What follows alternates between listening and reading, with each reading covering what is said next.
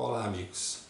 Hoje vamos falar sobre um tema essencial para a doutrina espírita e para a humanidade, que é a mediunidade. Mediunidade, na definição dos espíritos superiores, é o encontro entre espíritos que vivem no mundo espiritual com os espíritos encarnados na Terra. É essa comunicabilidade, que existem várias nuances, vários tipos de mediunidade. E nós vamos entender a parte mais básica que Allan Kardec coloca no seu livro O que é o Espiritismo, no capítulo dos médiuns, onde nas noções elementares de Espiritismo, onde ele vai nos explicar, unindo a questão mental dos espíritos desencarnados e médiuns encarnados, com a questão energética, fluídica, que rege esse fenômeno, sem o qual não seria possível a comunicabilidade. Então Allan Kardec ele vai dizer no item 61 do livro O que é o Espiritismo, no seu capítulo 2. Todos os fenômenos espíritas são resultantes de uma combinação dos fluidos próprios do espírito com os do médium. Então, gente, não é só o pensar, o registrar, mas é o interagir um pensamento com o outro, interagir uma energia com o outro. Allan Kardec vai falar em acomodação fluídica. Pensamento é matéria, pensamento é energia. Então, mediunidade é a energia em atividade. Então, ele vai explicando que a mediunidade consiste nessa combinação. Me recordo de um seminário que nós assistimos há mais de 20 anos atrás, o nosso querido José Raul Teixeira, esse expoente na exposição da doutrina espírita, médium de Niterói, já tendo editado vários livros, quando ele fala do encontro das moléculas do hidrogênio com o oxigênio. E ele diz assim, não é porque haja o hidrogênio e haja o oxigênio que haverá água. É necessário que haja um ambiente propício, energético, para que se combine duas moléculas de hidrogênio com uma do oxigênio. Sem o que não teremos a formação da molécula da água. A questão da mediunidade não é diferente. Não basta ter uma entidade espiritual ou um espírito qualquer e um médium com aptidões mediúnicas para que haja o fenômeno. É preciso que haja uma condição fluídica, energética, que combine essas energias e faça com que seja possível a comunicação. Então vamos seguir o raciocínio, são poucas frases, mas muito ensinamento.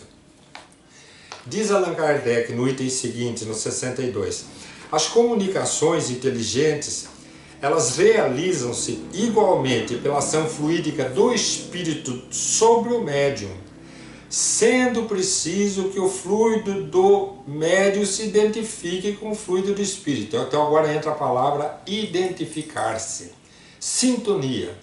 Por isso que o tema da nossa reflexão hoje chama mediunidade e sintonia. Sem sintonia não há comunicação espiritual. Então tem que haver essa sintonia, que é essa identificação energética, fluídica, das mentes do espírito desencarnado e do médium. E a facilidade da comunicação vai depender então do quê? Do grau da afinidade que houver entre o espírito e o médium. Por isso que nós teremos, os guias dos médiuns terão sempre muito mais facilidade de se comunicar do que os espíritos estranhos que chegam pela primeira vez numa reunião de comunicação, numa reunião mediúnica, porque não há facilidade de sintonia. E o quanto que o guia do médium está todos os dias praticamente ao lado do médium, ajudando, amparando, acompanhando nos seus passos na vida. No item 63 ele diz assim, olha que informação importante nos dá Allan Kardec. É um erro acreditar-se que basta ser médium para receber comunicação de todo e qualquer espírito. Não havendo identificação fluídica, não havendo sintonia, não há comunicação. Ou vai nos explicar aqui nesse texto Allan Kardec que ela vai ser incompleta ou falsa. Falsa porque não faltam espíritos inferiores para substituírem aqueles espíritos que dizem ser os que vão se comunicar. ou vão ser impossíveis. Então há comunicações que serão impossíveis. E assim como não existem médiuns universais, quer dizer, para todo tipo de espírito ou todo tipo de mediunidade. Então diz Allan Kardec, vamos entrar disso que nós acabamos de falar, sem essa identificação, sem essa sintonia mental, não haverá uma boa comunicação, ou ela será impossível. Então pode estar Chico Xavier aqui, que é o médium por excelência, o espírito de alguém que foi trazido para trazer uma mensagem para uma mãezinha, mas o Chico não tem sintonia com esse espírito, é a primeira vez que esse espírito chega. Mesmo que o espírito Chico perceba que tem o espírito, ele não tem a sintonia para poder transcrever aquela mensagem. Então, nesses casos, nos diz Allan Kardec que é possível a intervenção do guia do médium. Então, se nós formos analisar por aí, no mesmo texto, todo o trabalho de Chico de receber mensagens dos espíritos para os seus parentes foram feitos com auxílio de Emmanuel. Sem a ação daquele grupo de espíritos que Emmanuel liderava em torno de Chico, aquelas comunicações seriam impossíveis. Por isso muitas comunicações foram incompletas. Por quê? Porque o espírito queria dizer alguma coisa, mas na tradução mental do Chico ele usava outra palavra. E algumas vezes parentes não reconheciam aquelas palavras como sendo próprias do seu ente querido, porque era o médium que estava trabalhando mais do que o próprio espírito, porque ele não tinha essa sintonia, mas tinha os guias favorecendo a comunicação, que é um recurso. Outro recurso, aliás, o mais complicado de todos, é a falsificação da comunicação, porque muitas vezes o médium ele é acompanhado por entidades inferiores que o perseguem, que têm com ele sintonia. E esses espíritos têm mais facilidade de se comunicar do que um espírito benfeitor que chegue para dar uma mensagem. Então, na hora que um espírito chega não tendo aquela sintonia, esse obsessor pode vir tomar o lugar daquele espírito, dizendo ser aquele espírito. E aí surgem as obsessões nos trabalhos mediúnicos, que Allan Kardec vai separar um capítulo só para isso em um livro dos médiuns chamado Das Obsessões, falando do risco que existe no trabalho mediúnico, e esse é um dos riscos, de um médium começar a receber sempre o mesmo espírito, se passando por outros. Então diz aqui, ó, não faltam e não faltarão sempre outros espíritos prontos a se manifestarem, poucos se importando com a verdade.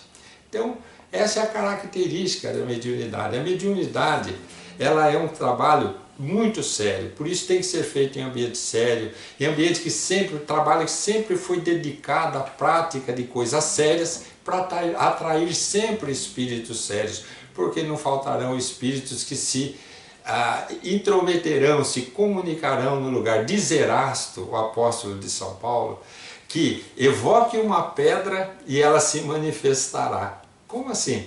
Porque não falta espírito para dizer, sou eu o espírito da pedra, porque não falta espírito para atormentar, perturbar comunicações mediúnicas. E aí o que eu achei mais interessante, e vai nos dar o segundo programa hoje, que é o trabalho de André Luiz com Chico, diz Allan Kardec assim, na maioria das vezes, o mais comum para essa acomodação fluídica, para essa sintonia, é que ela vai se estabelecendo com o tempo.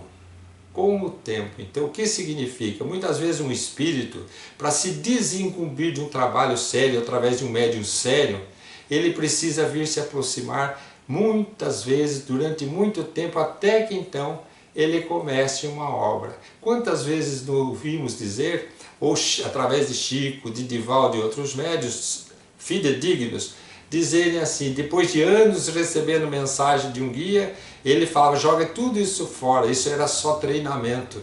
Era a acomodação fluídica, era a sintonia que se formava durante anos, para depois não ter mais problema de contaminação. Então hoje nós vamos ficar com esse raciocínio e através desse raciocínio nós vamos gravar o próximo programa onde nós vamos falar das obras de André Luiz, o que teve que acontecer para haver essa sintonia entre Chico e André Luiz. Antes de encerrar, eu gostaria de dizer a vocês o seguinte, num programa passado eu comentei sobre o livro A História de Cambises, E eu queria só então dizer que o livro, que foi escrito pelo espírito Jerônimo Mendonça, através da médium Célio Xavier de Camargo, da cidade de Rolândia, chama-se Asas da Liberdade, editado pela editora Petit, um livro excelente, onde Jerônimo, nosso gigante deitado, grande espírita, ele conta que ele foi o filho de Ciro, o imperador da Pérsia, né? Que foi o grande Ciro, e Cambises, o filho de Ciro, foi Jerônimo depois nessa nossa existência. Até o nosso próximo encontro.